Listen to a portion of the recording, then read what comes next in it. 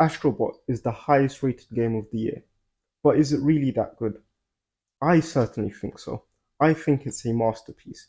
But here is the good, the bad, and the ugly of Astrobot. Let's do this. Let's talk the facts and figures of Astrobot. So Astrobot is a 3D platformer akin to something like Super Mario 64, Sunshine, or Mario Odyssey. It's not a full price game.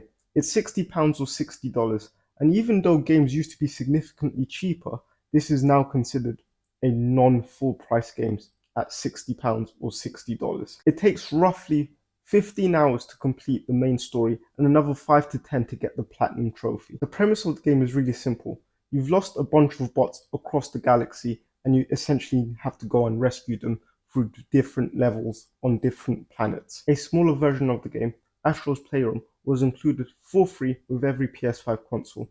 Highly recommend, if you haven't played that already, to go give it a try. Excellent, excellent game as well. Now, let's tackle a few points of contention, with the biggest one really being that everyone's calling this a kids game. I mean, when has something being labeled a kids game made the game automatically bad?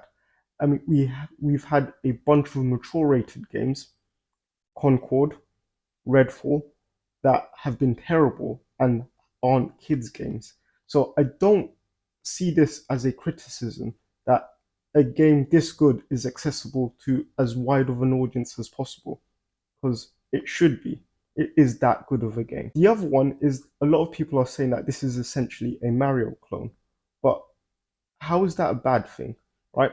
Mario has produced some of the biggest, best games that we've ever played, right? Super Mario Odyssey is one of the highest rated games ever. So how is that a bad thing?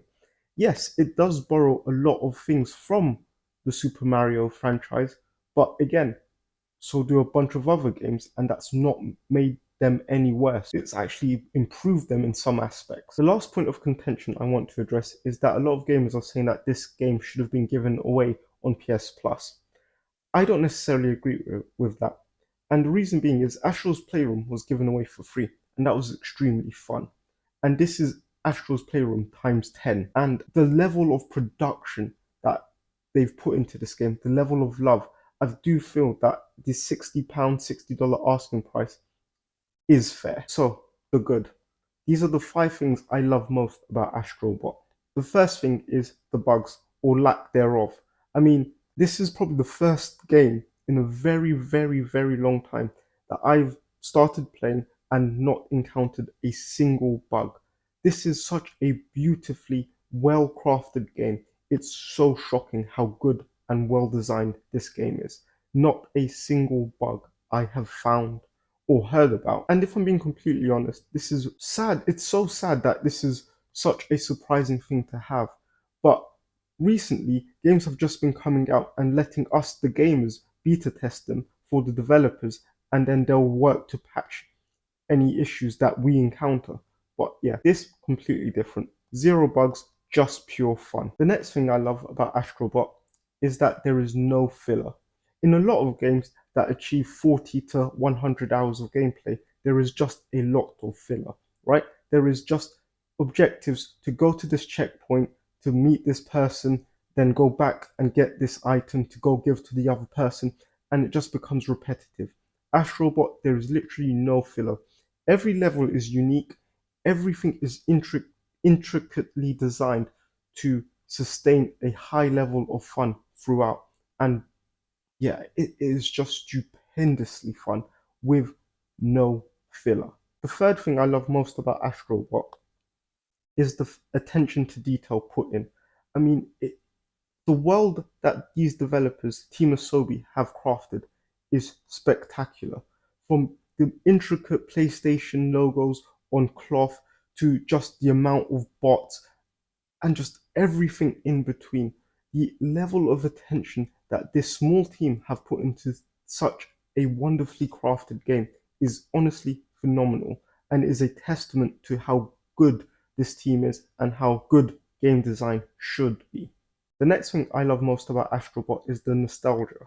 And I don't just mean that from the various cameos that appear within the game, but also just how this brings me back to a much more simpler time of gaming, like on the N64 or the early days of the GameCube and PS2, where games were just made to be fun, right? There was very little in the way of the gameplay getting stopped or slowed down. No big stories that invoked various different emotions within you.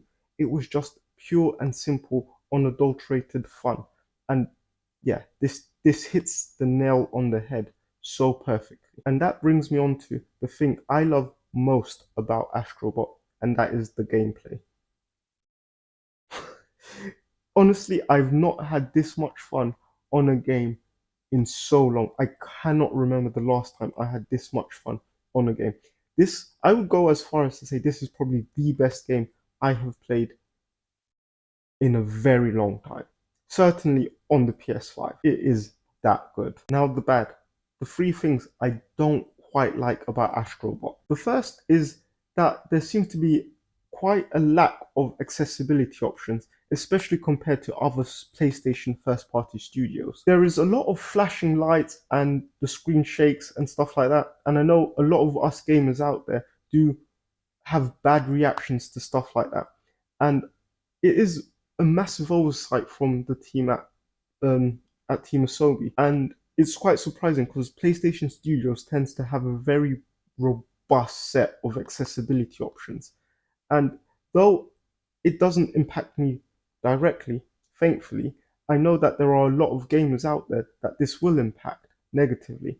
And this is a game I thought everyone should be able to play and should play. It's a very minor thing that will probably be addressed in the future. But as it stands right now, yeah, that's something I don't like about the game. The next thing I don't quite like about Astrobot are the positions of some of the checkpoints. Now, some of these are positioned in such a way where you'll be playing for about 2 minutes, die, and you're brought all the way back.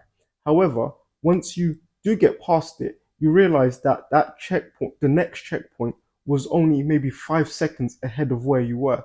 And then there are other occasions where there'll be a checkpoint literally within 10 seconds of each other.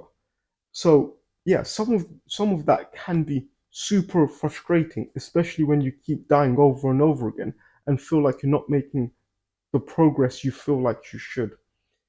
It is, again, a very minor gripe.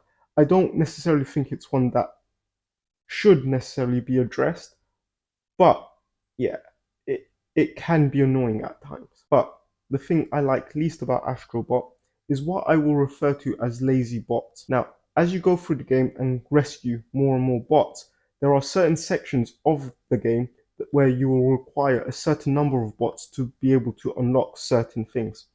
No spoilers. My annoyance here is the fact that there is a countdown of how many bots you have. So for example, let's say you need 50 bots to complete a certain thing. The countdown will go from 50 to about 10 really quick, and then from 10 to 1 will take ages sometimes, and I don't understand why. And this is something I do feel like it can be patched in to be a bit quicker, but yeah, you could be waiting about 10 seconds for just one extra bot to come through. And yeah, it does get a bit frustrating at times. Now, the ugly. The two things I despise about Astrobot. The first thing I despise about Astrobot are the lost galaxies. Not necessarily the levels within them, but how you obtain them.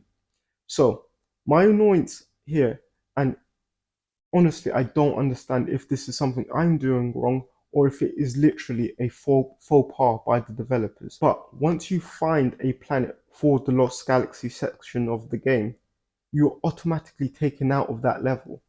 And it's so annoying because you either have to collect it at that point and then be taken out of the level and play throughout that entire level again to that point to progress and collect any other things that you might need to collect on that level, or you continue through that level and then have to replay that level again just to obtain the Lost Galaxy. That might sound confusing, but yeah, that it's just a really frustrating thing, and I don't understand why there isn't a way to collect the Lost Galaxy and then just continue on with that level. But yeah, that Yeah, I absolutely hate that about the game.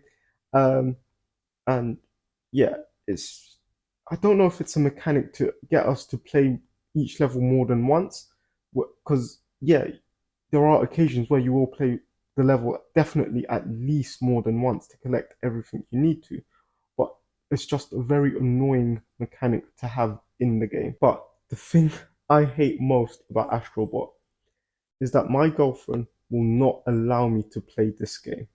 And by that I mean when I first got the game and I inserted the disc in, done my install and stuff, I played one level and she stood there behind me and watched. I got up, and when I sat back down, she had logged me out, logged herself into her profile, and started playing the game, and then didn't come off it for about 5 hours later. And this has been a consistent theme. Now, this is partly my fault. She has her own gaming setup, but she has a digital PS5, and I bought the game physically because I just prefer physical media. And yeah, we could have game shared if I got it digitally, but I did ask her upfront if this was something she would be interested in. And as mentioned before, she was a bit iffy because she said, or I assume she thought, it's just a kid's game, won't be fun. But yeah, she absolutely loves it. And as we've only got one copy of the game, and it can only be played on my PS5, yeah, I literally have to sit there for hours on end wanting to play the game, and I just physically can't. No pun intended.